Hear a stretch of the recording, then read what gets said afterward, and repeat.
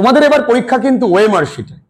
তো ওএমআর শিটে পরীক্ষা দেবার সব থেকে ভালো স্ট্র্যাটেজি কোনটা, অর্থাৎ ওএমআর নির্ভুল হবে এবং যদি একটু টেকনিকটা বুঝে যাই তাহলে কিন্তু পুরো 40-এ 40 আমি পেতে পারি। এই পুরো ক্লাসটা মন দিয়ে দেখো, কারণ অনেক সময় দেখা যায় তুমি সব উত্তর জানা সত্ত্বেও একটু তাড়াহুড়োর কারণে, একটু স্ট্র্যাটেজি ব্যর্থতার কারণে তুমি কিন্তু নাম্বার অনেকটাই কম পেয়ে যাবে। কিন্তু অনেকেই আছে যারা একটু নলেজ কম কিন্তু স্ট্র্যাটেজি তাদের কাছে ক্লিয়ার। এই ওএমআর এর খেলাটা কিন্তু একটু আলাদা, অনেক সময় তারা কিন্তু বেশি নাম্বার পেয়ে যেতে পারে। তাই সবার জন্য ভিডিওটা ভীষণ গুরুত্বপূর্ণ। দেখো, ওএমআর আমাদের পরীক্ষা হচ্ছে সবার আগে যদি স্ট্র্যাটেজির কথা বলতে হয় আমাদের বুঝতে হবে আমাদের যে খাতাটা আমরা পাচ্ছি সেই খাতায় কিন্তু আমাদের রোল নাম্বার থাকতে পারে, registration number, booklet number, serial number, এইগুলো সঠিক লিখতে হবে। এবং যিনি আমাদের হল ইনচার্জ রয়েছেন বা আমাদের যে তোমার হলে যিনি টিচার থাকবেন তাকে দেখিয়ে নেবেন এবং সবটাই ঠিকঠাক হলে তবে যেন তিনি সই করে। সাবধান, খুব আস্তে ধীরে করবে। তো প্রথম দিক এটা তুমি লক্ষ্য রাখলে। 2 নম্বর দিক কি থাকবে, তোমাদের 40 নম্বরের পরীক্ষার জন্য সময় মাত্র 1 ঘন্টা 15 মিনিট। এই 15 মিনিট তোমার কিন্তু কোশ্চেন পড়ার জন্য দিয়েছে। আমি তোমাকে স্ট্র্যাটেজি খুব সুন্দর করে বুঝিয়ে দিই। তোমাদের প্রশ্ন আছে স্যার ইংরেজির ক্ষেত্রে কোনটা আগে করব, আগে সিন মানে অর্থাৎ প্রোজ, পোয়েট্রি, প্লে, না আগে গ্রামার, না আনসিন, কোনটা স্যার আগে করব? বলছি, এই 15টা মিনিটে তুমি সবার আগে কোশ্চেনটা ভালো করে পড়ে নেবে এবং ভালো করে পড়তে পড়তেই পেন্সিল দিয়ে যে কোশ্চেনটা তুমি পাচ্ছ কোশ্চেন উইথ অ্যান্সার দাগাবে। কারণ তোমার পরবর্তী কাজ ওই দাগ অনুযায়ী ঠিকঠাক দাগ নাম্বার দেখে ওএমআর শিটে গোল করা। কারণ ওএমআর শিটে যদি গোল ভুল হয়ে যায় আমার জীবনটাই কিন্তু পুরো গোল হয়ে যাবে। সাবধান, এই গোলটা ঠিকঠাক করে করা। গোল করার ক্ষেত্রে আমি সতর্কীকরণ আগেও করেছি।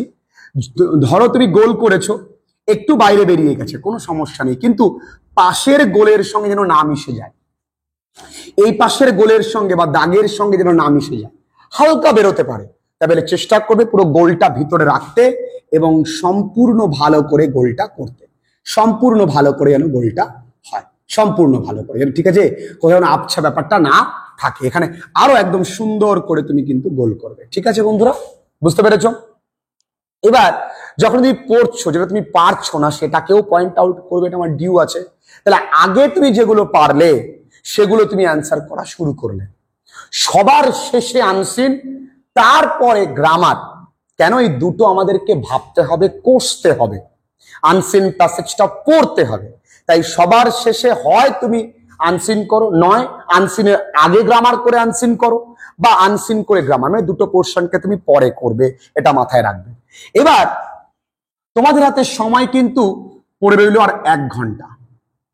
এই 1 ঘন্টা মানে প্রত্যেকটা কোশ্চেনের জন্য তুমি 1 মিনিট 50 সেকেন্ড করে সময় পাবে। আমি ধরে নিলাম মোর অর লেস তুমি 2 মিনিট করে সময় পাচ্ছ।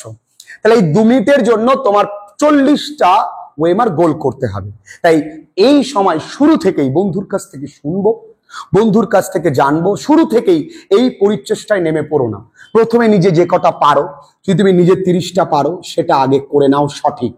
এবং এই অন্তর্দ্বন্দ্বে তুমি ধরো হঠাৎ করে দেখলে যে option A, option B, option C আর অপশন ডি, তুমি দেখলে যে তোমার মনে হচ্ছে যে তুমি এই কোশ্চেন অ্যান্সারটা জানো না, ভুল, তুমি তখন এলিমিনেশন প্রসেস বা ডিলিশন প্রসেস স্টার্ট করবে। কি তোমার মনে হচ্ছে না এই দাগের অপশন তো হবে না, না ডি দাগের অপশনটাও হচ্ছে না, তাহলে পড়ে থাকলো দুটো।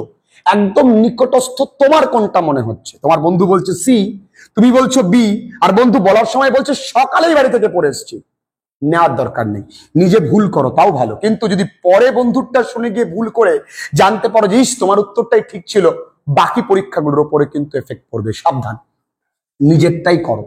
একেবারে যেটা জানো না সেখানে একটা ওএমআর শিট বা ওএমআর কোশ্চেনের সাইকোলজিক্যালি আমি বলছি যেটা একদমই জানো না, সেক্ষেত্রে ম্যাক্সিমাম উত্তরগুলো কিন্তু বি আর সিতেই থাকে। কারণ স্যার যখন প্রশ্ন বাড়ান প্রথমে অপশনটা দিতে চান না, খুব বেশি হলে তারপরেরটাই দিয়ে দেয়।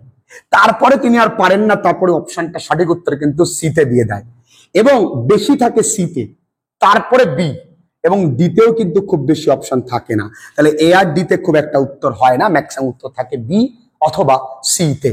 খেয়াল রাখবে, এদিকটা কিন্তু খেয়াল রাখবে। এবং খুব সাবধানে, তুমি দেখা গেল 1 দাগ 2 দাগ 3 দাগ 4 দাগ 5 দাগ, তুমি 4 দাগেরটা পারছে না, গোল করবে, রাইট করবে, পেরেছো, রাইট করার সঙ্গে সঙ্গে ডবল রাইট করে উত্তর লেখা হয়ে গেছে, তো এটা পেরেছো, উত্তর লেখা হয়ে গেছে। 1 দাগের ওই ওয়েমার সে যেন খেয়াল থাকে, একেই যেন তোমার 1 নম্বরে যেন তোমার গোলটা পূরণ হয়, 2-এরটা যেন গোলটা পূরণ হয়, 3-এরটাও তাই, তুমি কিন্তু 3-এরটা পারোনি, যেন ফাঁকা থাকে, সাবধান যেন ভুল করে দিয়ে এসো না, ঠিক আছে? এদিকটা একটু ঠান্ডা মাথায় পরীক্ষা দিও, ভীষণ ভালো পরীক্ষা হবে। এবং পরের পরীক্ষা কিন্তু তোমাদের ডেসক্রিপটিভ ইংলিশ, সেখানে কিন্তু একা লেখা শিখতেই হবে। এবং বহু ছেলেমেয়েরা অলরেডি ক্লাসে ভর্তি হয়ে গেছে, এবং বহু ছেলেমেয়েরা আমাদের ক্লাসেস করছে। তুমি কিন্তু শুধু ভেবে যাচ্ছ, এখানে ভাববার জায়গা নেই, ক্লাস করো। বহু ছেলেমেয়েরা ভালো রেজাল্ট করে, ভালো ক্লাসেস করে, তাদের ফিডব্যাক আমি দিই, আর তোমরা জানোই আমি কেমন ক্লাসেস করা বা কেমন কি বৃত্তান্ত। ভালো থেকো, আজকের ভিডিওটা এই পর্যন্ত। এরপরে তোমাদের জন্য আরো ভিডিওস আসছে, অবশ্যই কিন্তু তোমরা কিন্তু don't forget to subscribe your own channel friendly learning, একদম ভুলো না। ভালো থেকো, আজকের ক্লাসটা এখানেই শেষ করছি। প্রত্যেকের পরীক্ষা ভীষণ ভালো হবে, খুব খারাপ হলেও তুমি 38 পাবে যদি এখন থেকেও ঠিকঠাক করে পড়াশোনা শুরু করো।